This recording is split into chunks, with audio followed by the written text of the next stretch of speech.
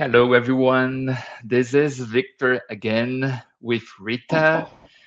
And today we are going to be talking about a very important topic that many people ask us about before moving to Portugal. That is the culture shock that people may feel while living here. And today we also have Barry with us.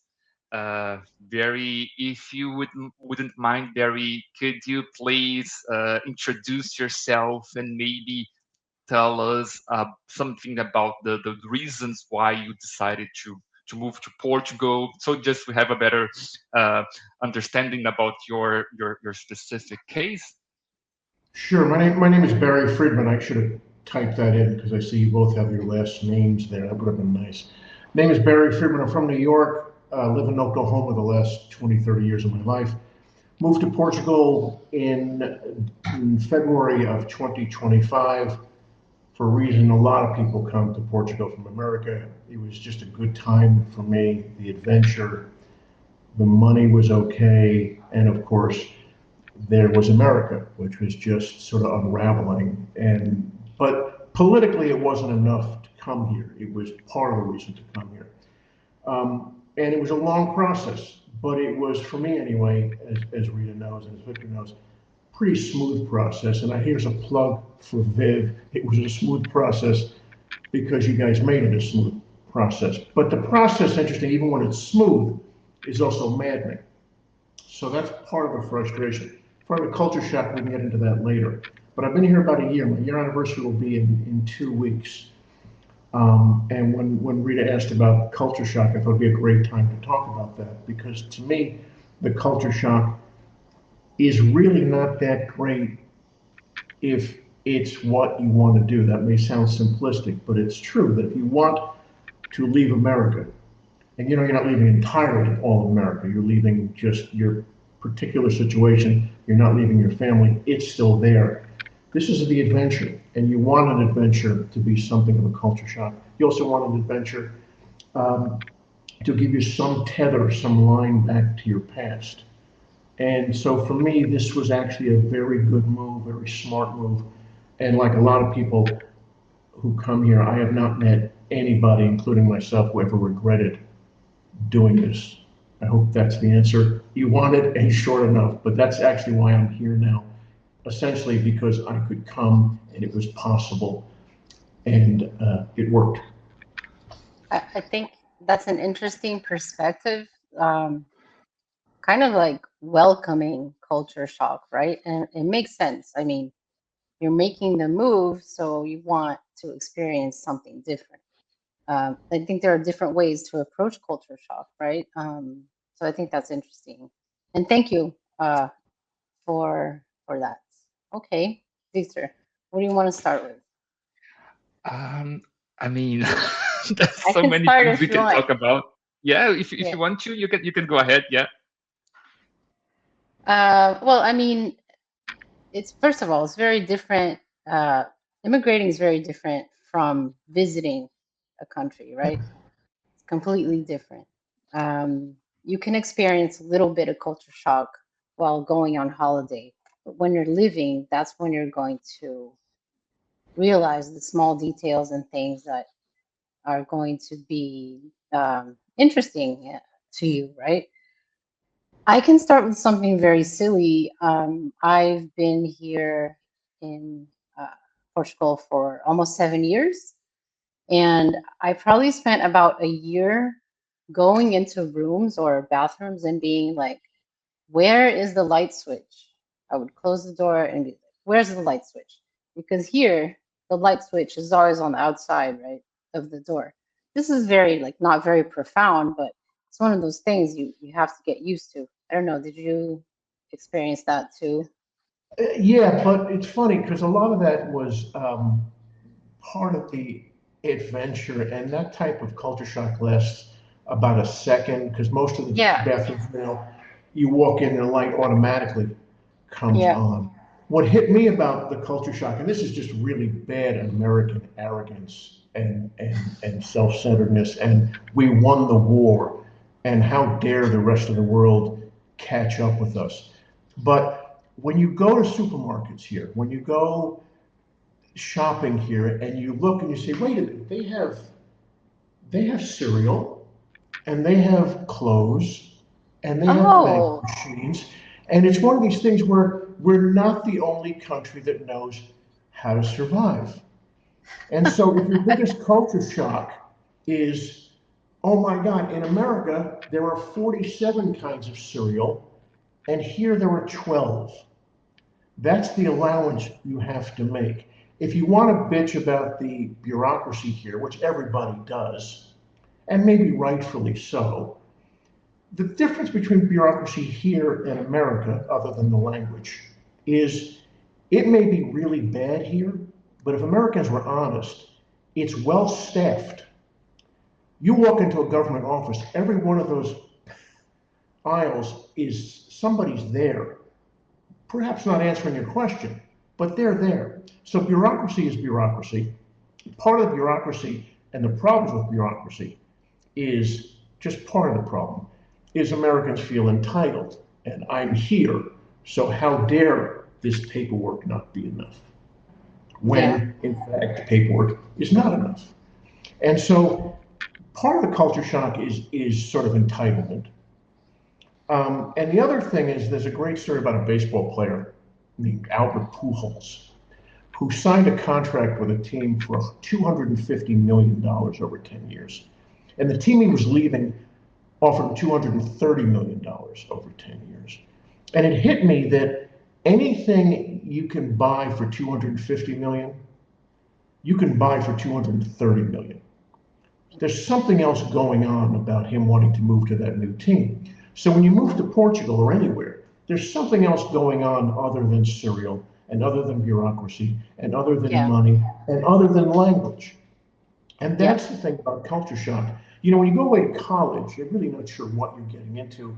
And when you're 18, you're not even sure you want to do that. But you go to college and you perhaps you're in a dorm room or something. But here, when you come here, if the attitude is good, and good by meaning you want to be here, that culture shock really just sort of is part of the almost the joy of it. yeah. Um, and in terms of the biggest obstacle, obviously, is the language. And I will tell you, in America, we were told, oh, everybody speaks English. Well, they don't all speak English.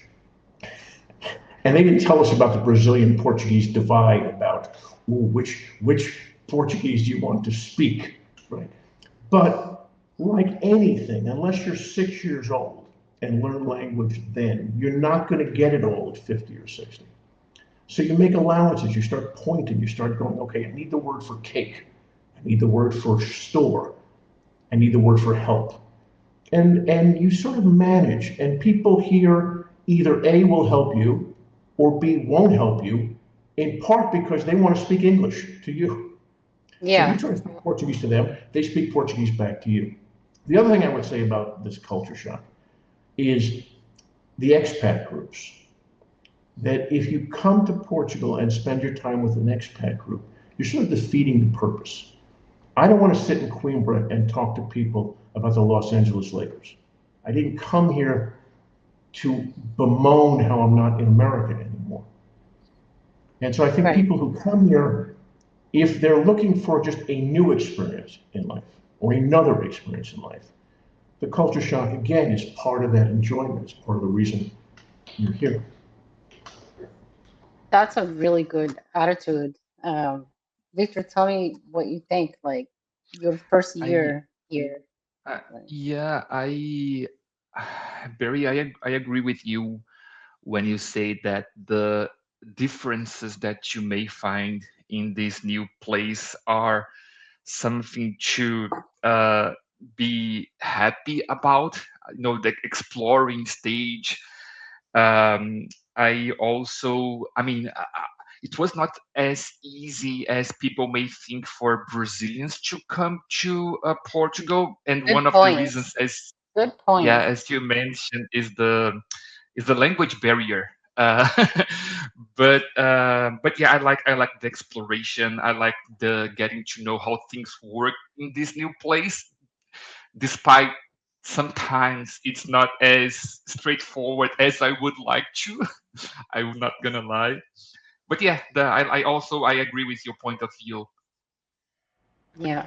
Um, yeah, and that's like people think, well, you both speak Portuguese. You're just, how can you not understand Portuguese from Portugal? See, it's hard. It's, language is about it's about a specific, like each accent has a specific rhythm and song to it. It's so different. So in the beginning, on the phone, I didn't understand a single word, honestly. Right. But you pick it up, you start getting used to the sounds. So yeah. Rita made a really good point earlier about the vacation mentality. I mean, if you come to Lisbon and stay at the Hilton for 2 weeks, of course you're going to love the place. Of course you're going to. What is there not to love? Pick a city.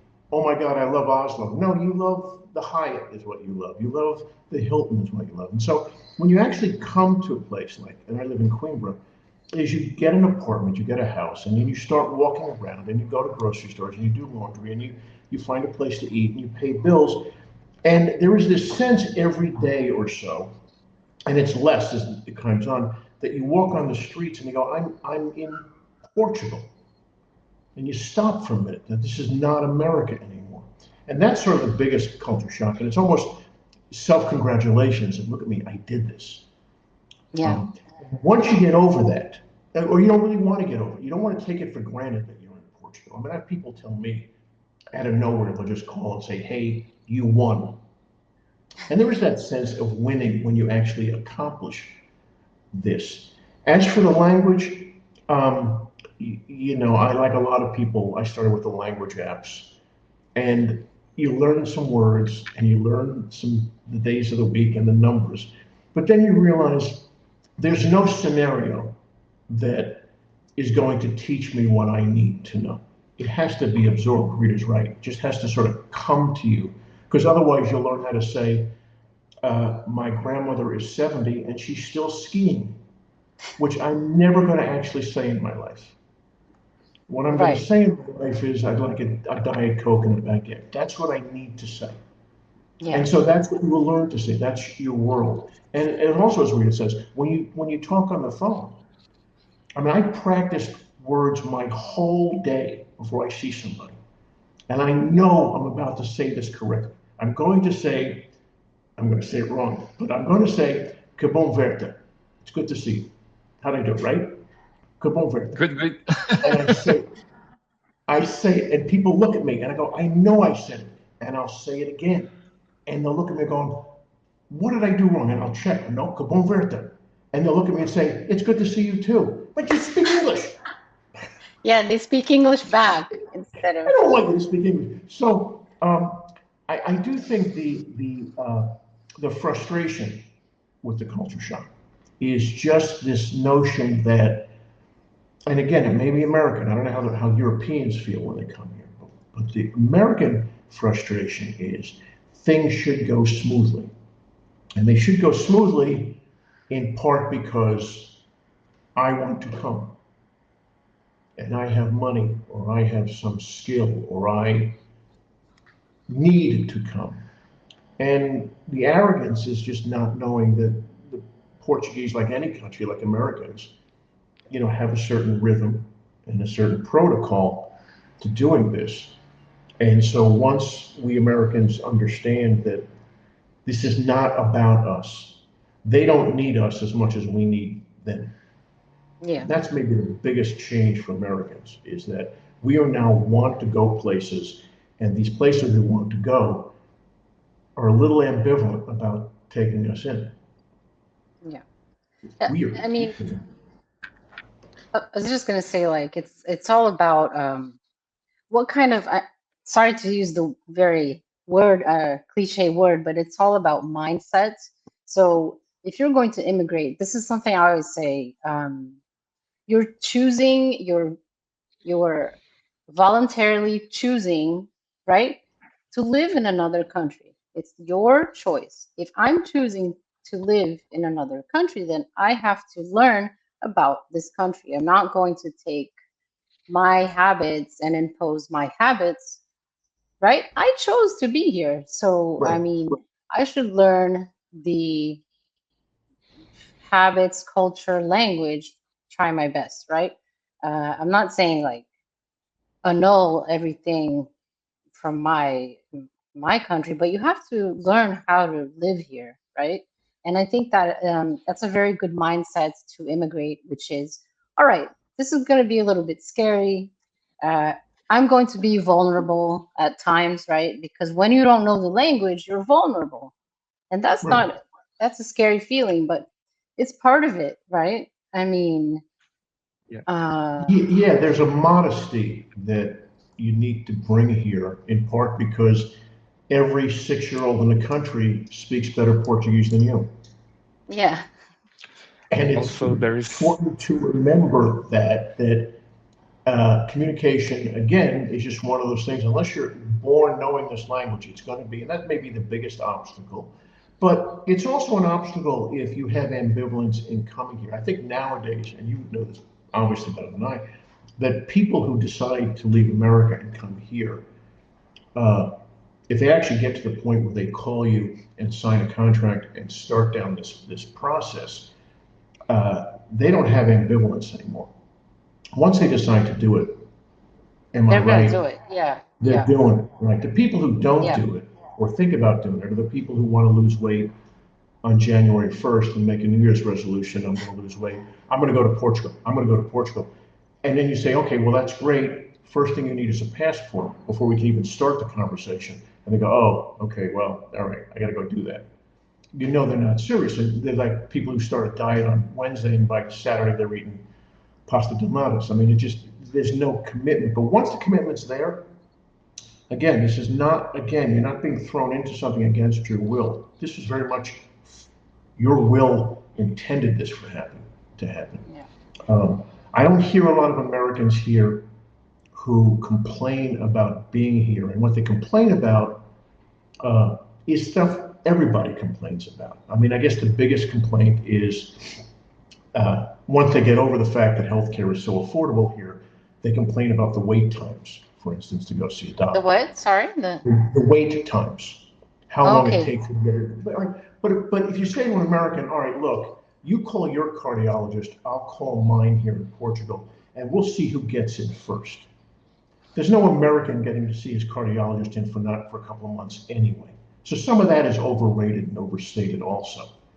I mean, there's Hmm. nobody in America who calls his doctor and gets in immediately. I mean, there's some people with this really good coverage or concierge coverage, they call it.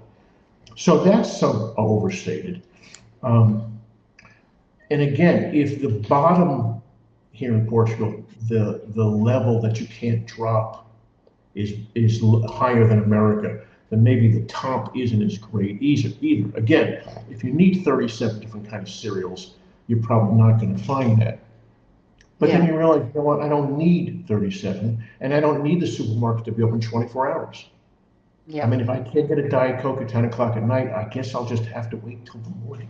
Oh my God. yeah, yeah, We yeah, won the war. I want a Diet Coke. I'm thirsty. Bring me food. yeah.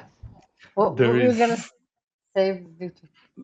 sorry, just a quick one. And this is, I mean, we've been working with Americans for so long, Barry. And what I see is that when they are starting a journey, they think that they have this mindset of getting used to new things and they accept. So let's say the NIF takes more than 1 week, and okay, it's normal part of the journey, let's continue.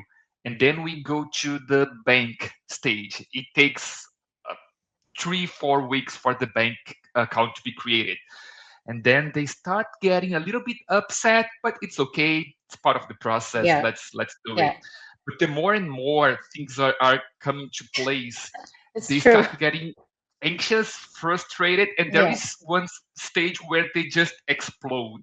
I Oh can't handle yes. this anymore. You're This is too right. much. So it's Yeah, I yeah, I think that this getting used to mindset, it's something hard to build. Actually, it's not easy, right? Perfect. Yeah. Yeah. You know, when you first start dating somebody and you do things you don't want to do, and you wind up spending a lot more money than you want to spend, or doing something you really wish. Well, that's what coming to Portugal is. You go through a period where it's really great, you're excited, and then all of a sudden they want fingerprints. You go, well, all right, I'll get fingerprints. I got to find the FBI office. I got to find the sheriff's office. And that's the first time in your date you realize that the woman, the man you're with, likes lobster. And that's really expensive. And you go, oh, this is going to cost me, isn't it? Or they keep a messy house. Something happens in the process where you go, this is not exactly what I wanted. And then for instance, you do your fingerprints, and then they expire because you didn't get the postal stamp back. So your fingerprints Happens all the expired. time. So you got to go Yeah. do them again.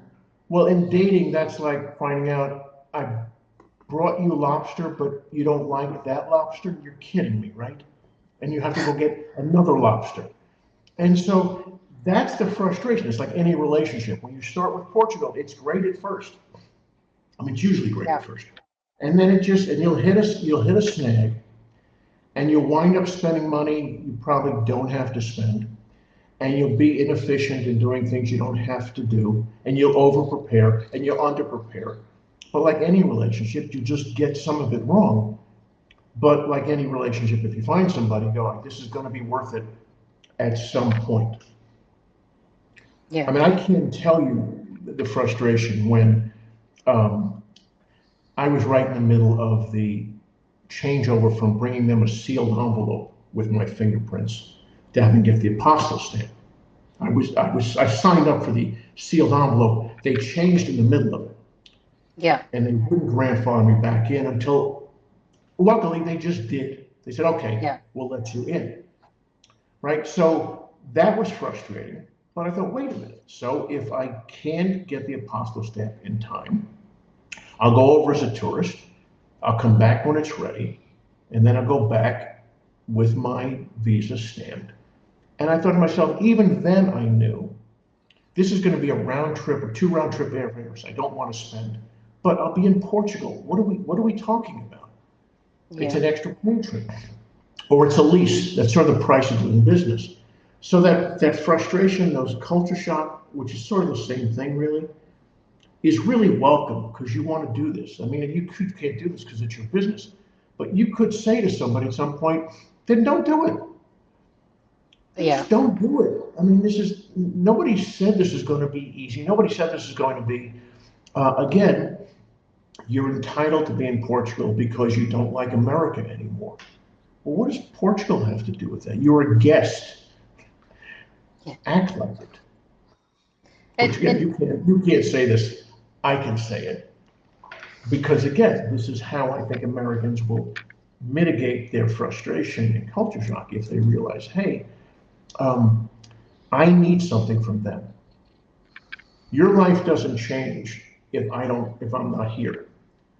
My life changes if I'm not here. yeah. And just to be fair, I mean, I think that Victor, you're going to agree with me that a lot of Americans who we work with, and I thought that was interesting. You said like they think they have the mindset of, yeah, I'm going to accept, I'm going to be in a different place, the pace is different. And then through the process, we see exactly what you said, like, yeah, sure. Wait a minute, why is this taking so long? Ah, right? It's like the stages. But then in the end, when they get their visas granted, when they get their permits, when they're here, I would say most people are so grateful, and then they start, um, living their lives, the daily lives, waking up, going to the supermarket, blah blah blah, and they're like, I'm so at peace, this is great. They weigh it on the scale. Maybe they miss their friends, maybe they miss something, but most people are grateful and adapt, and they start realizing that maybe not getting a Diet Coke at midnight is not really that important, you know? Hey, just hold on. Just hold on with that. You know what I mean? So There is, Rita, it's funny because um, we do have some clients slash friends who moved to Portugal. They went through this whole process, paperwork, everything, and they decided to move back to America, living here that for just a happens. few months. That That happens, happens. and yeah, and I mean, we, as I mentioned, we usually become close to those people that work with us, and we want to understand why you've went through all of this process, waiting time, why moving back. And they say that they miss something in America. They don't think that they, uh, I don't know, something happens that they don't think that they fit into this new environment. And I always wonder why, going through this whole process, doing everything to the in the end, moving back to America. It's not for Um, everybody. It's not for everybody. I It it's also depends think on not that right. I think people come for a lot of reasons, and I think everybody wants, not everybody, but there's this sense that if I could find one reason to go, that'll be enough. And it's really not enough, at least my experience, right? It can't just be politics. It can't just be because you hate Trump. It's not enough to do Mm, this. And it's not enough to do this because, hey, I spent 2 weeks in Lisbon. That'll be cool.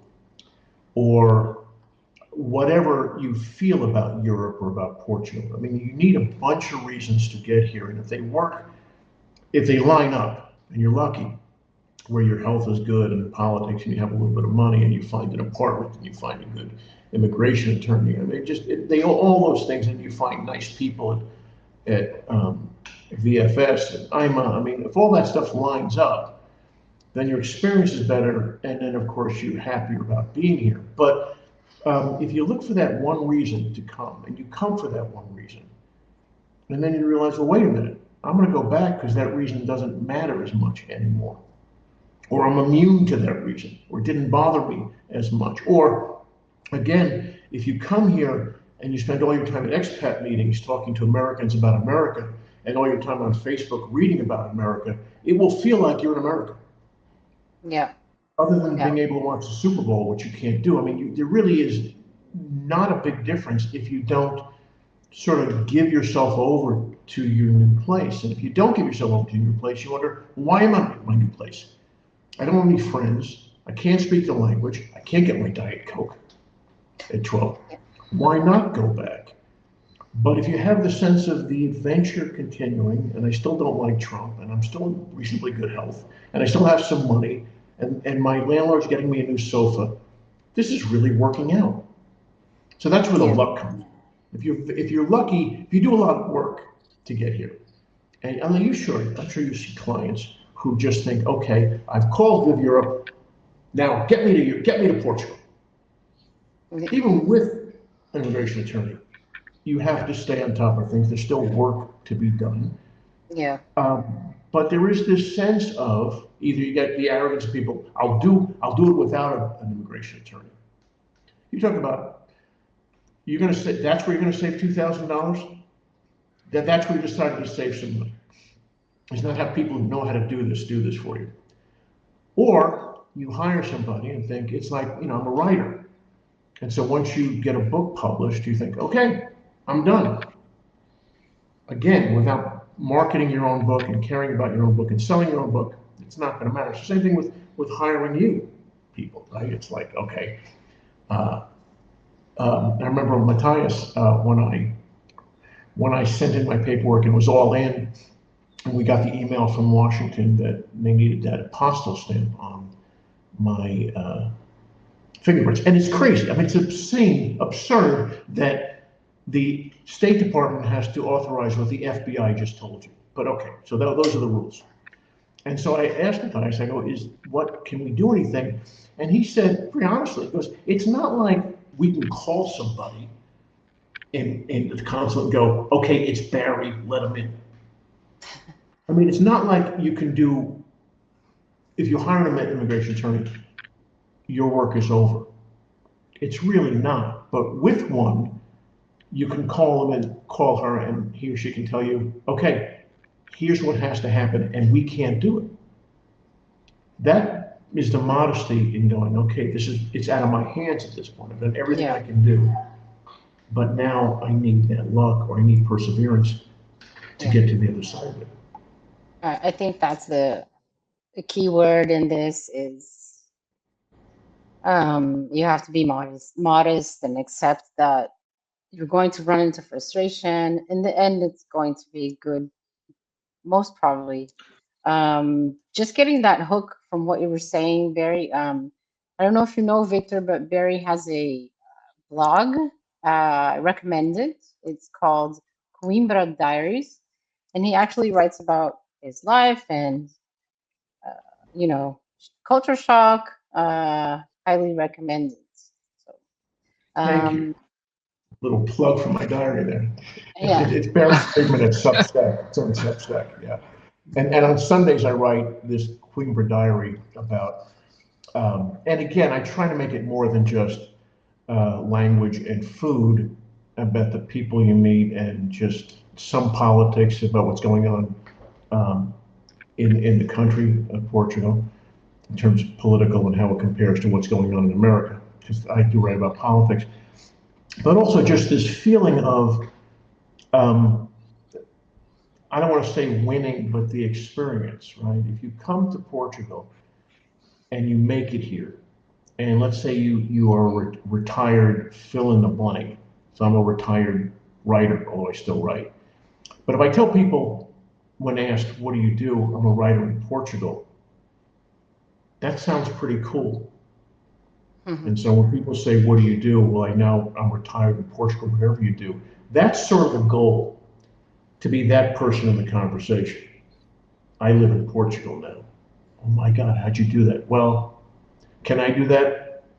Not tomorrow, you can't, no. I mean, I look on Facebook all the time about some of these Portugal friends groups. It's hilarious. You'll have people write in actually with a question like, I want to move to Portugal. What form do I fill out? Like there's one form. I'm Barry, I want to move to Portugal. Yeah. Or and the whole idea when you get here, at least for me, there was that sense of accomplishment that this all happened. Okay, a lot of luck, mostly luck, but it all happened because at some point you decided, yeah, I'm not going to know how to order a meal. I'm not going to understand the 6-year-old, but this is what I want to do. And at that point, the obstacle, and again, the culture shock, is something you want. You're tired of America, or tired of the routine, or tired of not taking an adventure or taking a chance in life. At that point, there's no culture shock, or the culture shocks are welcome. It's what you want to happen. You don't want to understand the 6-year-old. That's part of it. And Barry, I mean, I totally agree with you. You want to face those challenges along the way. In your opinion, I guess this is probably one very popular question, but what was that thing that took more willpower for you to overcome in terms of this adaptation in Portugal? After your visa was granted, you moved to Portugal. What was the hardest thing for you to get used to? Oh, it would be the language. The language was the most difficult, just because even when, and Rita's right, even when you know it, you think you know it, the rhythms people speak, there are times, and again, I thought about this the other day, maybe I know 100 Portuguese words, maybe more. And I'll listen to people speak, and I'll think, I didn't understand one word of that. How is that possible? I didn't get one word of that. Yeah. And then you think, wait a minute, didn't just say that? No, what you said was that. Okay, so that's frustrating. But again, this is nothing you can overcome. I mean, you can't, I mean, most people you talk to, imagine, are at least 30, 40, if not older people, retirement visas. You're not going to pick up the language, so you have to pick and choose that. And the language apps help, and the translations thing don't really help. They look like they help, but they don't really help, like your Google Translate thing. And so that would be the biggest thing, is just how you overcome the day-to-day of the language. And then you realize, all right, I'm going to work on that day-to-day. I'm going to learn how to say Coca-Cola Zero. I'm going to learn how to say those things that I need to say. But just knowing that, again, I mean, I could say pretty early in life, onde fica a casa de banho, right? Or onde fica a estação de comboio. Onde fica a estação de comboio? Where's the train station, right? I got that. I could say that. I could ask somebody, onde fica a estação de comboio? The problem is, even if I said it right, and even if they understood me, they answered me in English. And then I was lost. Always. Right? Yeah. Unless they pointed. But Barry, what I mean, I do like to learn languages myself, and you know, I'm not gonna think that I'm gonna become a French citizen if I do speak French. I don't. I mean, I try to speak the better that I can, but I understand people will always know that I'm not French. There's something, even if I always. Yeah. train very, very hard, and I'm fine with it. Exactly. I, Yeah. I think that when people answer you in English is to not because your Portuguese is not good enough, but they want you to feel home. I guess Portuguese people, they just want to feel that That's you true. are good to speak to them. Um, but I get the frustration. You've been trying so hard to speak the language, and now that I do, they don't answer me back in that language. I Yeah. get the point. Yeah. When did you learn how to speak? When did you learn English, Victor?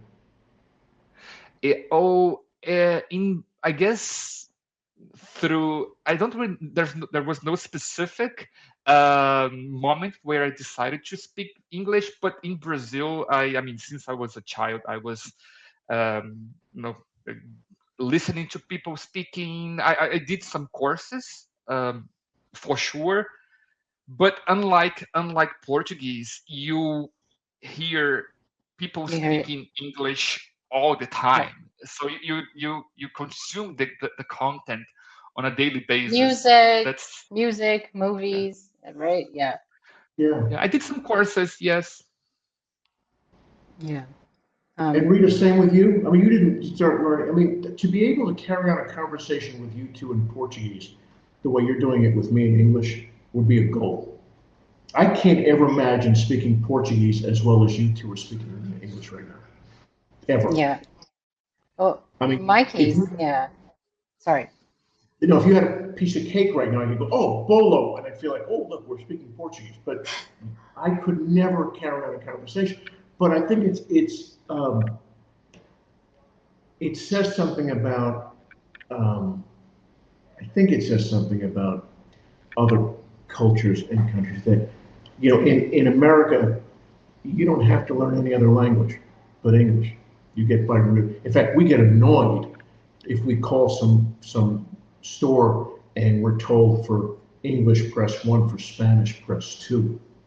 How dare they actually have a Spanish speaking customer service agent?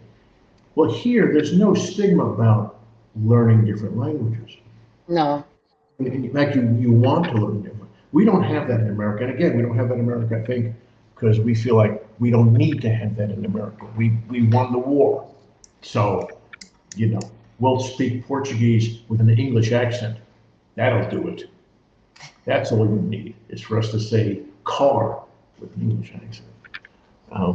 So it is amazing to me, though, that there are people. In fact, I haven't met anybody. I say amazing. I've met some people here from Brazil, from Canada, who speak Portuguese, but they didn't learn it in a year or two. They grew up around it. Yeah. And I guess Yeah. knowing that, and this just hit me the last couple of weeks, that there's going to be a level, a ceiling to which I will learn the language or not. I mean, I just hope I know enough when my permanent residency application gets submitted and I have to take that test that I know enough Portuguese to pass. I just hope they ask me questions about, the days of the week and numbers up to 20, because I'll wait for that one. Yeah. Listen, you've only been here. You haven't even been here a year. I think you'll improve a lot. But I was gonna say also, this is a very good conversation. But just to mention some more specific things, I don't know if both of you have experienced this, but I remember when I first got here, the first year. Um, what was very exciting for me and my partner was being in a country with so much history, right? Because Brazil, you don't have that. So we would be like, oh, let's go visit the castle. Oh my God, Roman ruins. And we were with our Portuguese friend, and she's like, oh yeah, Roman ruins, whatever. And we're like, that's amazing. Oh yeah, I go by here every day for work. I don't even notice it. And we're like, what? That's Yeah. like, what do you mean? And there's a castle, and I was just thinking how exciting that was.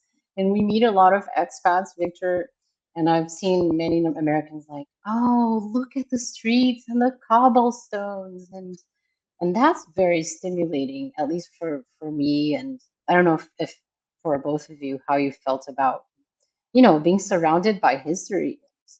Uh, I really enjoyed that part. No, it's true. New Yorkers don't go to the Statue of Liberty. New Yorkers don't do that either. I mean, nobody does that.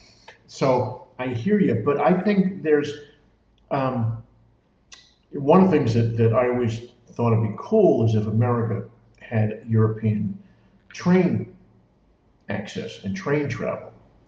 That's one of the things that I wanted to do when I came here, was just take the train, which I have done, and that's really lovely part of this culture that we don't have in America. Um, and it's also what I noticed here is that you don't tear down buildings as much as we do in America. Like Queens are very old cities, seems to me, and the buildings are not that tall, so the skyline is different. And that's something that you notice right away about this new culture, about Europe generally, but certainly in Portugal, that even in Lisbon, the skyscrapers are skyscrapers, but it's not like New York. It's not like Los Angeles. It's not like Chicago. But you're right about when you go to Lisbon, we did, it's called Belém, right? Belém. And so I've been to Belém like 3, 4 times, and it's absolutely Belém, lovely. Belém, Belém, see? Belém. Belém, Belém. Right. See, you practice a word and then you don't have the word. Belém. So I did Belém 3, 4 times, and it's really lovely, and I still get it. But I can imagine if you lived near there, you go, okay, you go by it every day, right? I mean, I went by and I thought it was really interesting that Da Gama isn't even the first guy on the ship. I go, he's like the third guy after the financier. That's stuff about history that you love, you know. So there is some of that, but there's also this notion that now that I live here and I'm not staying at the Hyatt anymore, I want to be like the Portuguese, which is just, I don't want to be overwhelmed by the place. I want to embody it. But you're right, Rita. There is this sense of, do you know where you live? Yeah, oldest university in Europe. Okay. I'm not going to school. There's a botanical garden. No, I'm walking. Yeah. You immediately get used to it and almost take stuff for granted. But that's also part of, I think, the goal. Is you want to be able to go, yeah, let's go take a walk by the university. I do it every day. You walk by this university every day? Yeah. Part of the Yeah, goal, I think. exactly. And it's funny, Barry, because at the beginning there are some some friends who decide to just stay in their like bubble of expats. So they move to Portugal. They want to get to know other expats and live with them, talk about things about America when here, and they don't embrace this new life and try to uh, make it work it out in the end.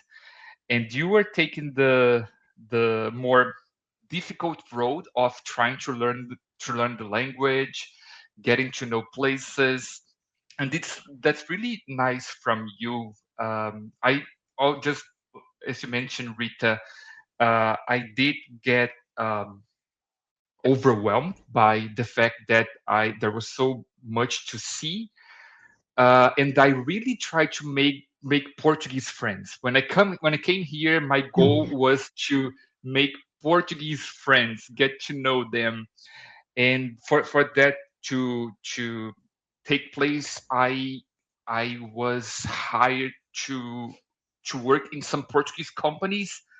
I made the friends, and yeah, things got kind of like naturally. They Portugal became my home. I don't think that I'm in another country anymore. Like in the beginning, oh my, I'm in Portugal. It's a whole new experience.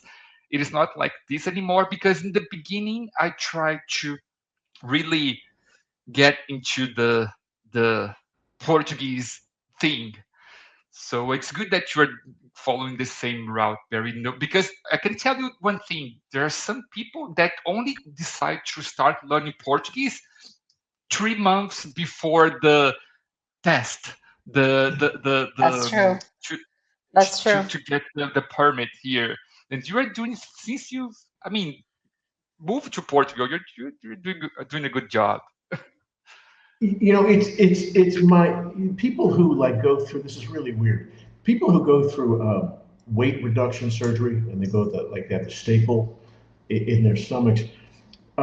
My sister told me that after she did it, she went online and there was a group of people who had done it, and they were talking about how even though they told you you could only eat this, and this, they were saying actually if you can beat the system by eating this, and this. And my sister thought, wait a minute, I didn't just do this to beat the system. I didn't go through the surgery to win, to cut a corner. And so if you come to Portugal, you're not coming here, I wouldn't think, to see what you can get away with. Let me come to Portugal and not do anything Portuguese, no language. Let me hang out with expats. Let me prove that I still am an American in Portugal. I mean, everybody I talk to here, it's going to be a broad swipe, but everybody I talk to here says, why do you want to move to Algarve? It's Miami Beach. It's Redondo Beach. It's California. Why are you doing that? Well, that's where the Americans hang out. That's where the British hang out. Right. It's a good reason not to move there, if that's the case. And Victor, you're right. It's the goal. And maybe this is an American thing. I don't know whether Germans and Austrians and Poles come here and go, let me not do Portugal. You know. Now again, you want to be able, and you're going to hold on to your Americanness because you're not going to know the language. But in terms of the rest of it, I mean, let's go back to that Diet Coke for a second. There's a certain civility in grocery stores that close at 8, 9 o'clock. And there's a certain civility in not really being able to buy your way into healthcare by cutting a few corners. I mean, I do notice that as frustrating as bureaucracy might be, the rules seem to be pretty rigid about what needs to happen. I mean, there may be different rules wherever you go, but those rules seem to be adhered to. I mean, you're not doing anything without a passport. You're not doing anything without the NIF. You're not doing anything without the bank account. You're not doing anything without a passport. You're not doing anything without the lease. Period. No matter how much money you have, they want that lease. And so there's something good about that. In America, the sense is you can buy your way into sort of getting over that hump. Mm-hmm. So, again, going back to the earlier point is that you're here now as a guest, and A, understand that, and B, sort of embrace the fact that you're no longer the most important person in the conversation. Because these, like any banker, certainly a Portuguese banker, they don't need your $8,500. If you don't have enough, it's just go, they don't care.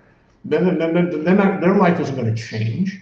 Your life might without the NIF, and that's sort of the point. Yeah. I just to be fair here, I mean, and not to generalize, there are a lot of Americans who have the same posture as you, Barry. You know, they're here to learn. I mean, I have a lot of Americans who come to me and say, I want to integrate. I don't want to go there to be, exclusively with Americans. There are many people who have this mindset. So that's a good thing. And Victor, it's funny you were saying like now Portugal is your home, like it's your home. For me, I feel like Portugal is my home. For me, I feel like I have two homes, to be honest. And maybe and the process is different for everyone. Some people are like, no, forget it. This is my home now. I don't even think about my home country. For me, I feel like I have two homes, and it's okay. People can have different perspectives in that way. When I'm here, I'm trying to, I chose to be here, so I'm trying to live accordingly, and I think that's you need to be respectful, and just also connecting with what you were saying, Barry. When I first got here to live, it was August, and in August everything closes. Everything closes. Everyone goes on vacation. I was trying to get a haircut. I couldn't get a haircut because I couldn't find a hair salon open. And I was like, what's going on? And then, yeah, and there would be a piece of paper out on vacation. We'll be back in September. And I thought that was insane.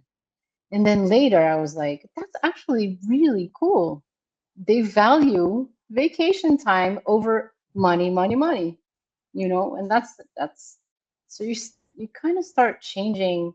You have this first reaction because immediately you're comparing to your references back home, right? It's normal. It's not it's normal. People, it's normal. But then as you realize what's going on, you're like, this is amazing. They value vacation. They value vacation over being open for business. That's amazing. And the generalization that you talk about, you really have to guard against it. But like everything becomes your experience, everything becomes your worldview. When I first got here, I made friends with a Pakistani Indian restaurateur who invited me to dinner at his restaurant the last night of Ramadan. I'd never been to a dinner at Ramadan with 45 Muslims before, and I'm Jewish. Just part of the story. And it was an experience that I'd never had in my life. I had have never met so many people from the Mideast. And so then that becomes an experience, a Portuguese experience. Nobody in America has ever invited me to the last night of Ramadan, right? Portugal gets full credit for being where that happened, right? Portugal gets full credit for, there's a hairstylist who lives downstairs from me, and I write about him a lot. When he first introduced himself to me, he told me his name was Lusolo, and I didn't hear the name. And he kept saying Lusolo, and I said, I'm sorry, could you say it again? And he said, my friends call me Lucifer. Okay, well, Lucifer it shall be. Right? That then becomes my world. I write about Lucifer all the time, and my friend Faraz, and then there's another woman who cleans my apartment named Lucretia, right? Who my landlord calls Lucy. And he says, why do you call them Lucifer and Lucretia? I go, well, why don't you? And your world then becomes the world. And that generalization actually kind of trips you up because you're right. It's not always, I don't think there's a Portuguese way of doing something. There are Portuguese people in bureaucracy who may do something a certain way. But that generalization cuts both ways.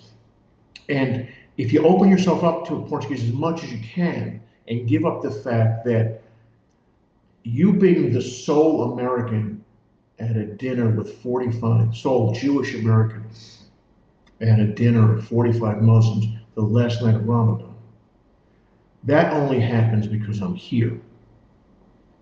And that's, I think, one of the things you don't know is going to happen when you finally check the box and you send in the application to Viv Europe. But if you keep going, you'll sit at this restaurant in the middle of Portugal eating dinner with people, and there'll be a prayer mat over there, and there'll be a big plate of what looks like chicken, right? I mean, that's why we do it, partly why we do it, right? We do it for that reason. We do it to get away from Trump. We do it away because it's cheaper, because healthcare, whatever. But, you know, you want the generalizations because you want to be able to define your world. And then, like any place, even in America, even in Sao Paulo, I mean, you have this world, and that becomes your world. These people, this restaurant. That's really, I think, the goal for a lot of people who come here to see where the adventure will lead. Yeah, that's all very uh, very good experiences, very good things that will be in your mind. Very, I do have minds as well. You know, going to a dinner at someone that I just met here, and yeah, I think it's. I mean, we write our own uh, pathways, and it's very good to know that you've been through these experiences here in Portugal, and you are doing pretty well. I can tell. I mean, you're gonna in 4 years actually, when you were going to do your application for either the citizenship, if that's what you're looking for, or the permit, or the permit, you're gonna do really nice. I'm pretty Thank sure you. about that. Thank you.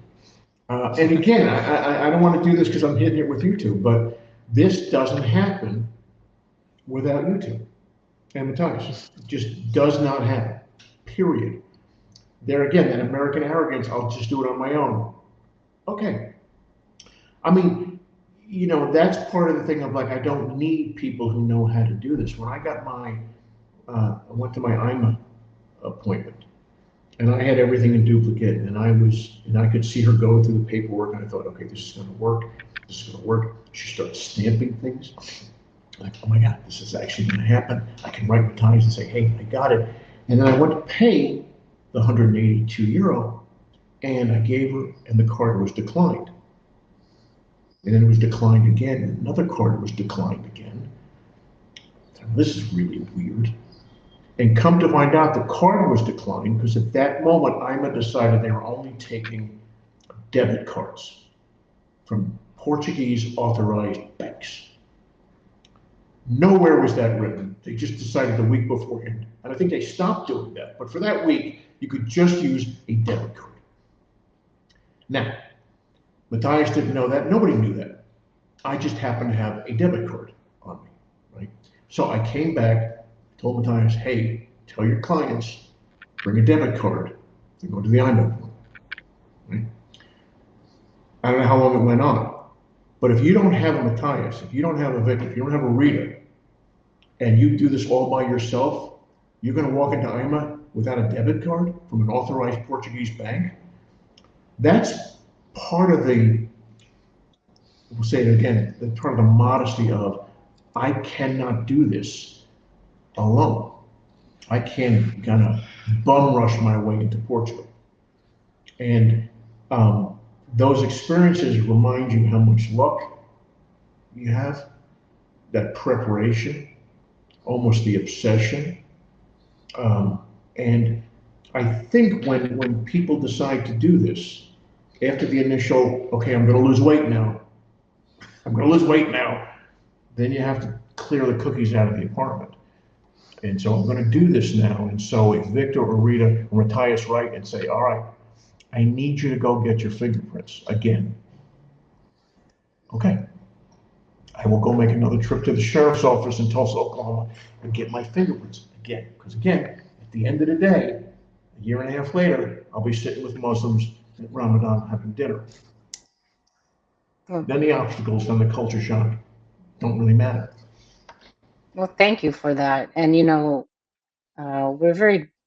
It's always good to hear that. And these kinds of changes, I'm really happy you mentioned it. They happen all the time. And here, we're constantly trying to keep up with what's going on, but some things that just change. Nobody's told anything, and our clients are like, and we're like, Yeah.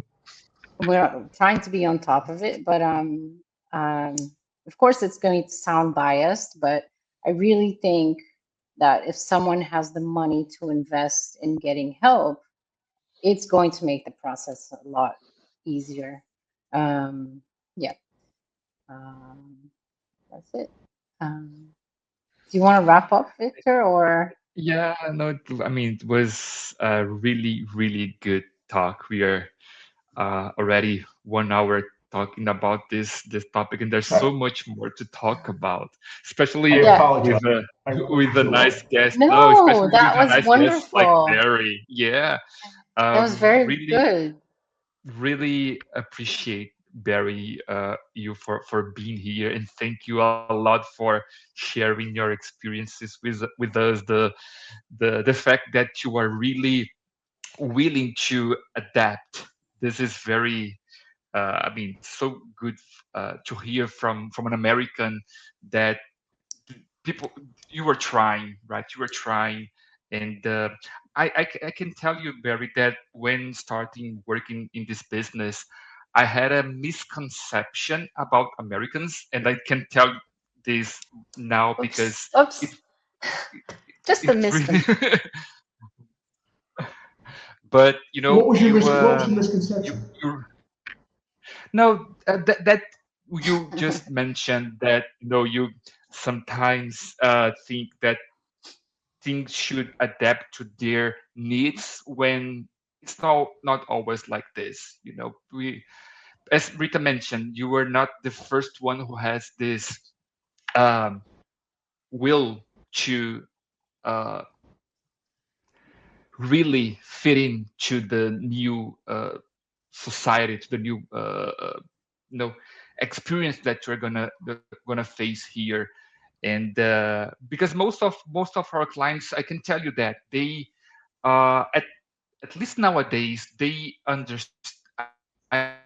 understand they don't want to stay in America anymore, but they also understand that um, it's gonna be hard. It's not gonna be easy, but they are willing to go through the process anyway.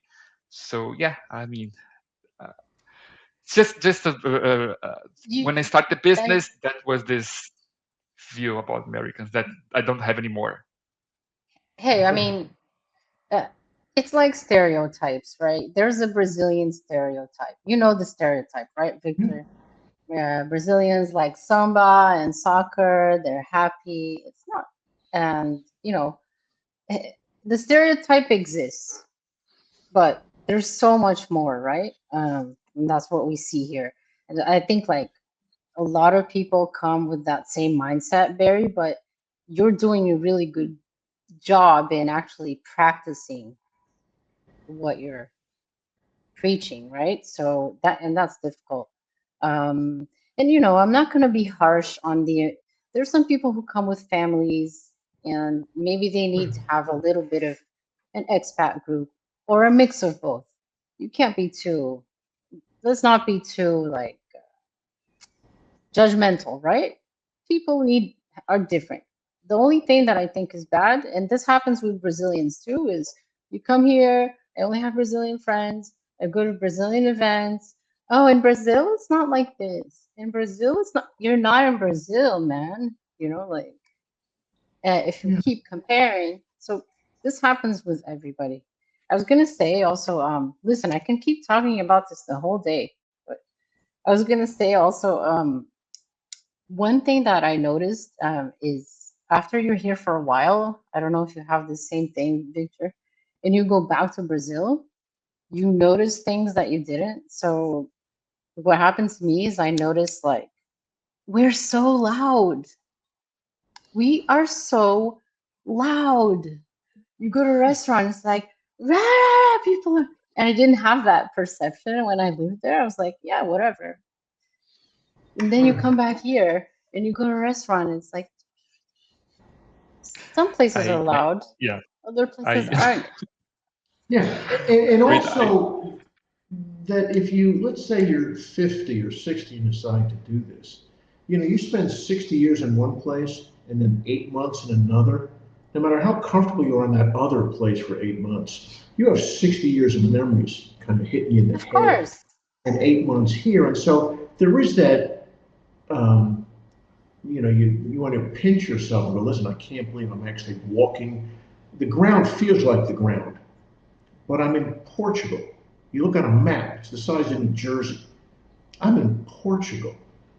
And it's a weird feeling, and it's also a wonderful feeling, and it's also a feeling you want to get used to. Like you don't walk around, Victor, and think to yourself, oh my God, I'm in Portugal. No, You not probably never anymore. say that to yourself. You don't say either No. of you. But I say it to myself. I'm in Portugal. Portugal. And you go, yeah, That's shut up. good. You're in Portugal. We get it. I know. I can see the map. Yeah. And you don't want to lose that while also wanting to lose that. It's like Yeah. translation, right? When I say segunda-feira to you, right? You don't say, oh, that means Monday. But if you No, say segunda-feira to me, I go, that means Monday. You don't you're gonna lose translate that. it. You're gonna Yeah. lose it. Yeah. Yeah. Yeah. Anyway, yeah. Victor, you're gonna say So, something, yeah? uh, I yeah, I mean think it's just that yeah, those differences between like our home place where we were born and then moving to Portugal. Sometimes in regards to noisy, Rita, I when I'm at a restaurant and we are really really noisy, very in Brazil. We are. I have the same Really feeling, Rita. noisy. And Yeah. I even recorded a restaurant environment just to show to my mother that look how give me one quiet second. it is. Yeah. It was I sometimes I do record videos to show look It's mom amazing. when I go to the office in the morning and I go walking, I'll be right it's back. so Yeah, yeah. quiet. Yeah, yeah, No yeah. worries, no worries. No, yeah, and like It's or or, very different. or when we have like I had a Brazilian friend come to visit and like you go to a place and he's like "Rah, rah, rah," talking and you're like, oh my God. Like why are you so Did loud? you did you did you hear what I just said? I got a delivery, and I just said descendo Yeah. agora, and What he did you knew what I say? was saying.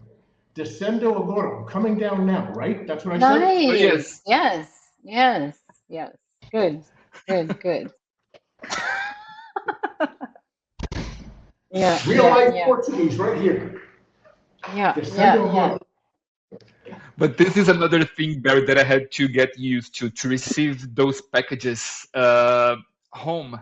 Because in Brazil, there's always a place where they will leave the packages and then I go get the packages later. Yeah. But here they call you going up with your Yeah. Yeah. package. Yeah. Yeah. Yeah. Yeah. Yeah. I don't know where they go. Sometimes they call, I buzz them in, and I go downstairs, they've disappeared. And you see them walking down and go, wait, I'm yeah. here. And I Yeah. didn't know where I don't know where they take them because I never find them. So, yeah, this is my long story. Anyway, so that's it. I was just gonna say too, like maybe this is still I may be no, I don't think I'm wrong. Like I said, people are different. I don't know what's gonna happen in the future. Am I gonna spend the rest of my life here? I have no idea, right? I have no idea. Do you know, Victor? I don't know. Do you know, Barry? You don't know, right? So I mean, while I'm here, and this is my home, this is my house. I feel like it's my second home, maybe my first home. Um, but honestly, okay, don't judge me for what I'm gonna say. Okay, Okay. I don't want to become Portuguese. Totally. Sorry, that's just me. Because I'm Brazilian, I'm Portuguese, I lived in the US, I was born in Paraguay. This is all me. You know what I mean? So I don't have an end goal to be I want to be 100%. No, I don't. I don't. I want to absorb what's here, but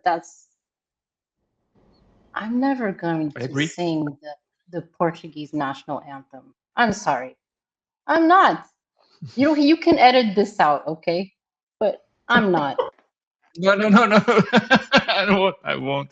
But I agree with you, Rita. We are who I think we are. Yeah, who we are, and it's just a part of our journey here on Earth. We don't know what's gonna happen. I agree with you. But yeah, And let me while ask you I'm here, something. Like, I like it. if you hear like, okay, this is a stupid example, but if Portugal plays against Brazil, I don't even like soccer. I'm not rooting for Portugal. Sorry, Victor. I won't either. Neither will I. You Yeah.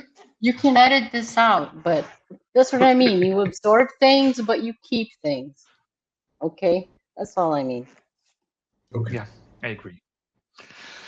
Barry, gonna let you go. Oh, You just received a package. You must be curious to know what's in there. Oh, Always there's a nice. there's a oh, story Vic. behind it. It's a shoe holder. Okay. And all day, a couple of weeks ago, I practiced saying to every store in town, I need an over the door shoe holder. Okay. A porta or something. Sabatos. So a porta and sabatos. And so all day I practiced how to say I need an over the door shoe holder. And I got it then. And stores are actually understanding what I was saying. I was really happy with myself. And then I saw somebody I knew and wanted to say Cubomberta. What I said was over the door shoe holder. But So, it's Victor, just to wrap up,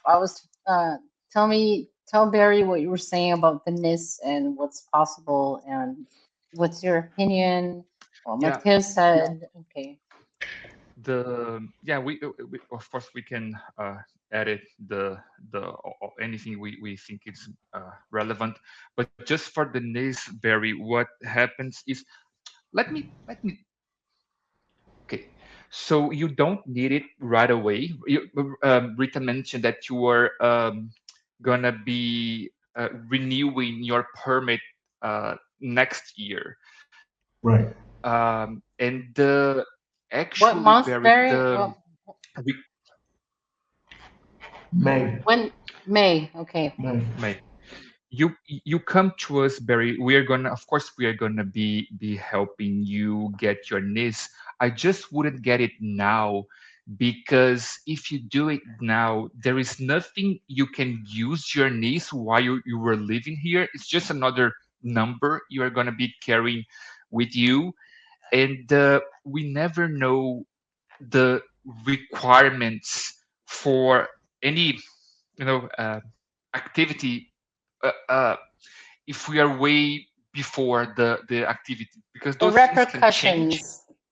The minute you get Yeah, a exactly. NIS, the minute you get a NIS, uh, Portugal is be like, oh, wait a minute, NIS, Barry, okay, let's see what's going on with the taxes. Is he working? That could have repercussions. That's what you're saying, right, Victor? Yeah.